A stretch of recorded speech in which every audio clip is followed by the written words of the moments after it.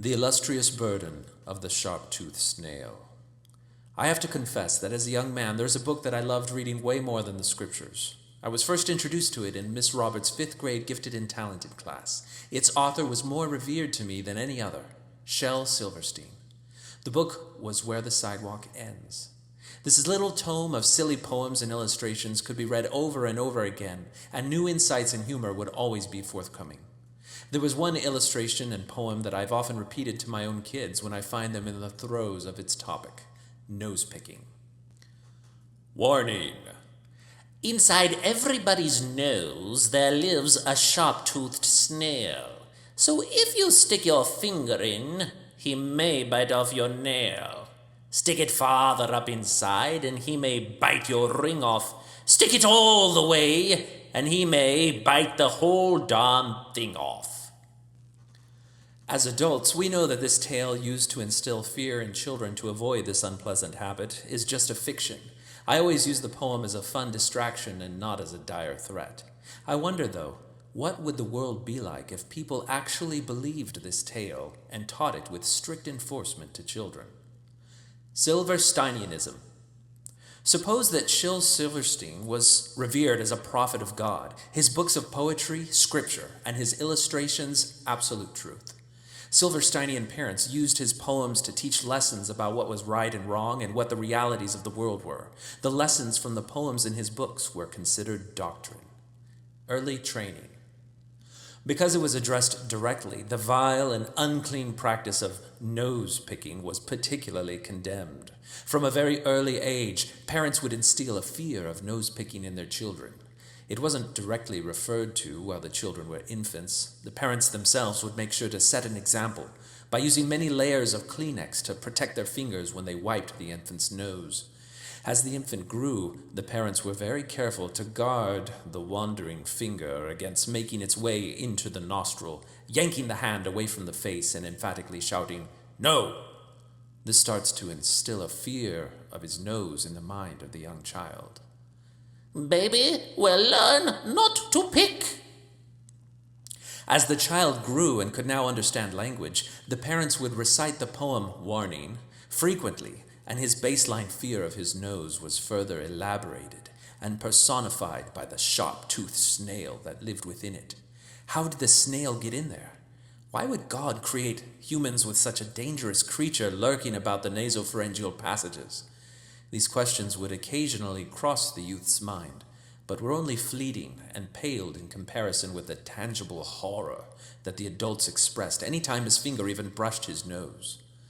Sacred science.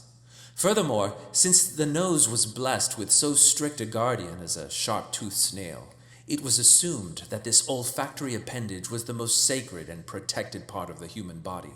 It was, after all, the defining feature of the face, and was squarely present in the middle of every human encounter. It only seemed natural to the Silversteinians that it should be regarded as sacred.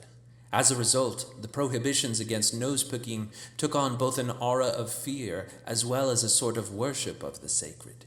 In either case, it was not something that could be ignored, and began to occupy more and more of the child's fascination, a fascination that was only reinforced every time he was reproved for threatening its desecration. A new sensation. As the child grew, there were practical problems. His nose generated things which impaired his ability to breathe. Boogers. These crusty and sticky things would start to fill up his nasal passages, and he was helpless to do anything about it. Sometimes at night he would find that his hand unconsciously found its way to his face, and he would find himself waking up to his finger digging through his nose and clearing out all the nasty buildup of boogies and snot. He would frantically stop himself from violating these strict and sacred boundaries.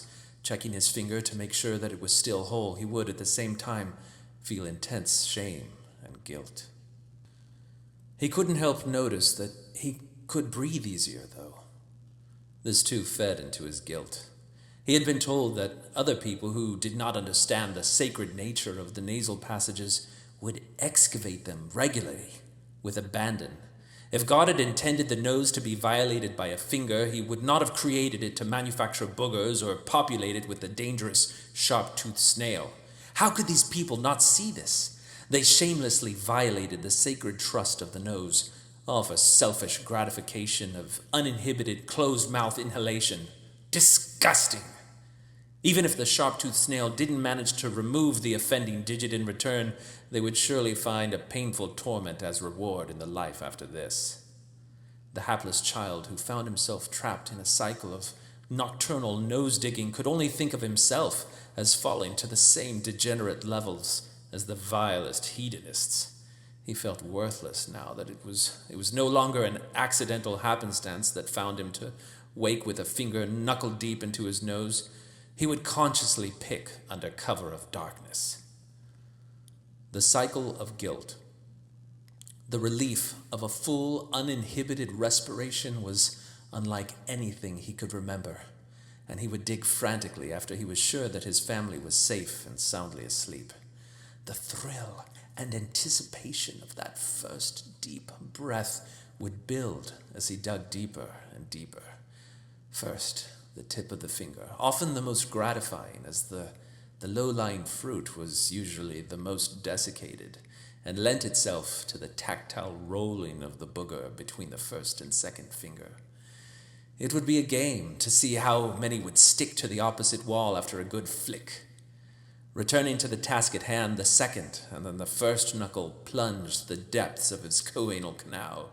That is a word for nose passages, look it up. He'd learned a while ago that either his sharp-toothed snail was hiding much deeper in his nose than he ever ventured, or that perhaps his snail was waiting to catch him off guard. He didn't care at this point. The enticement of that first full inspiration of air through his nose blinded him to these fearful realities. Once he had evicted every reachable boogieing, nose goblin, and snotwad from his schnoz under cover of night, he would indulge in the most divine experience he could remember. A full, unimpeded intake of air through clean, uninhibited nostrils. This was no simple inhalation. Having been accustomed to mouth breathing due to chronically occluded nasal passages, he saw the difference. Air taken in through the nose was warm and moisturized through the nasal turbinates. It was filtered of particulate matter by the numerous nasal hairs. A full breath of nose-breathed air was not like the cold, impersonal, and sterile air that the mouth provided.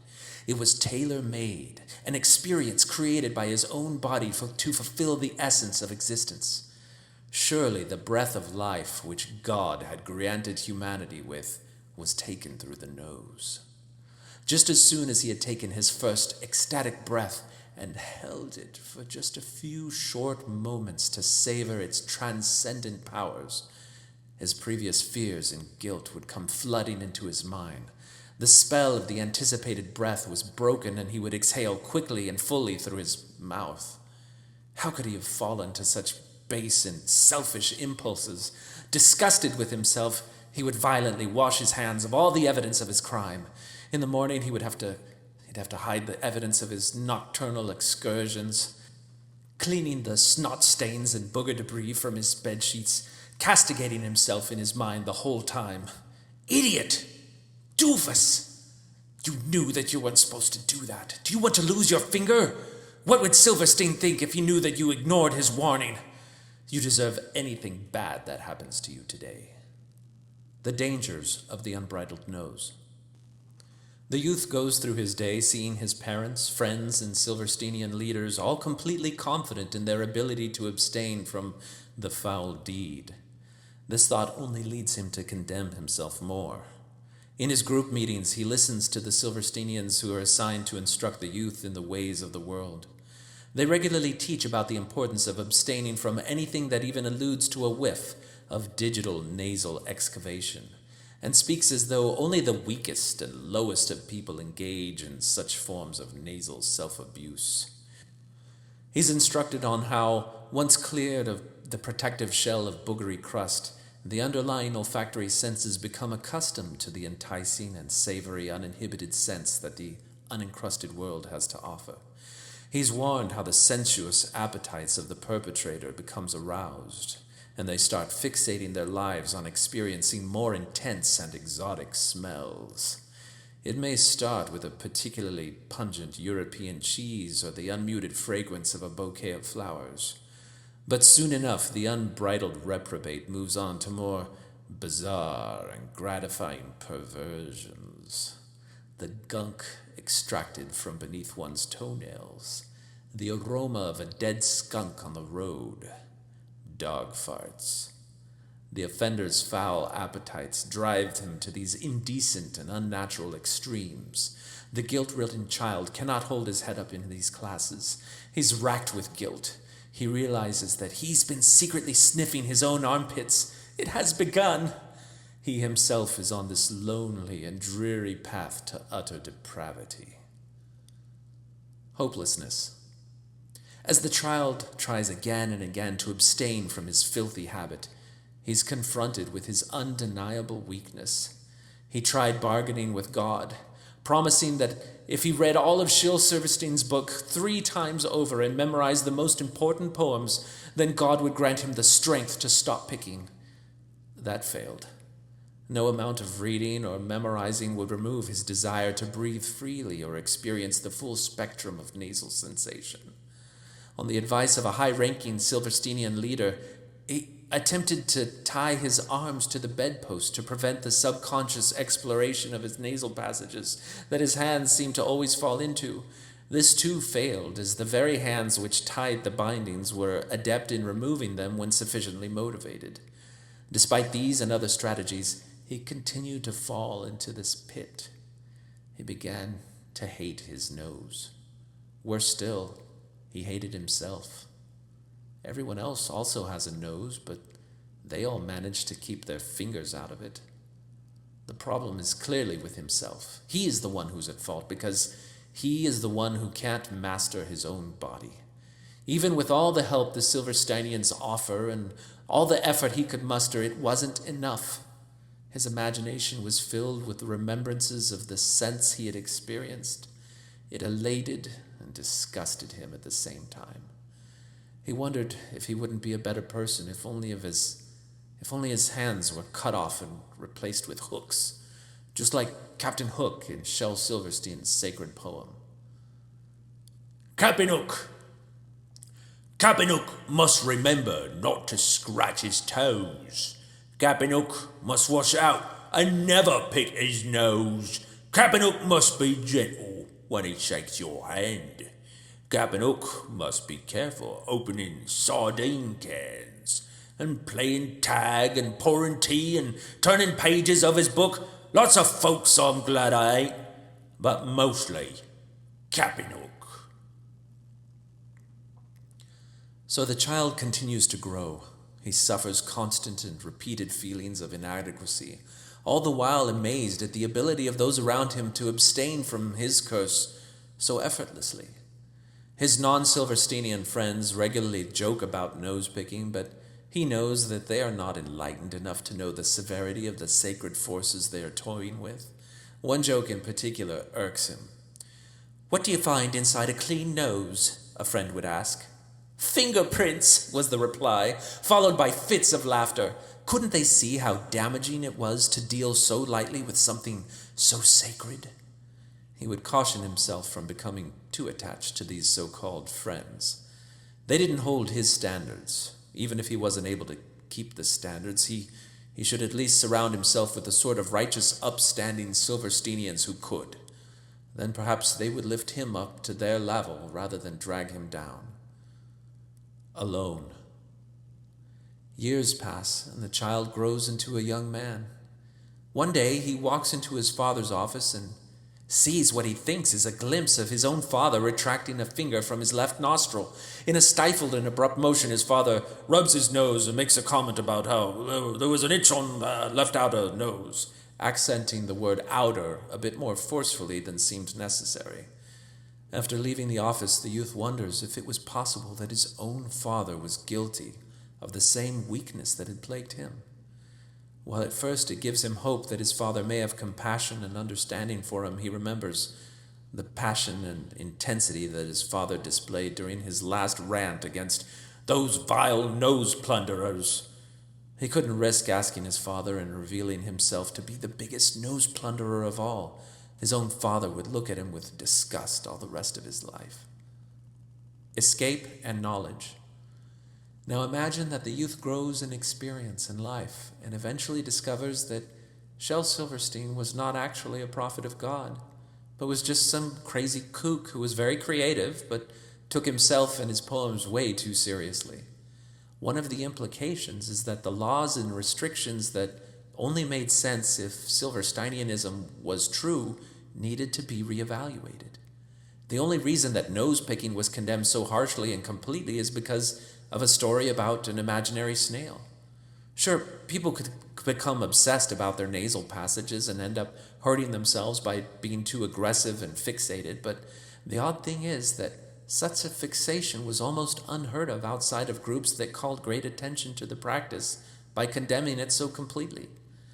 Furthermore, it turns out that almost everybody picks their nose. It's completely socially unacceptable to be done in public, for sure, but most people simply reserve their nasal excavations for private times when they're not likely to gross people out. Among non-Silversteinians, the parents do not teach their children that they are evil or weak for experiencing what is, by all accounts, a normal part of human existence. Study after study shows that nose-picking is almost universal and, furthermore, doesn't stop when people grow into adults and move into more complex living situations. This was particularly interesting because, as a youth, the child had heard of marriages that were broken up after one of the spouses was discovered to be a filthy nose-picker and disfellowshipped from the group. If the studies are true, then the very Silversteinian elders who enacted this condemnation were likely guilty of nose plundery themselves. What hypocrites! The most remarkable thing happened once he let go of the fears that had kept him in turmoil. He began to smell the beauty in the world all around him, the fresh, subtle fragrance of a morning after a rainfall, the complex aroma of an aged cheese, the intoxicating smell of freshly baked chocolate chip cookies. These sensations filled him with a love of the world around him. People who had grown up without the threat of the sharp-toothed snail had been able to experience these things without anxiety or guilt because, well, there was nothing to fear.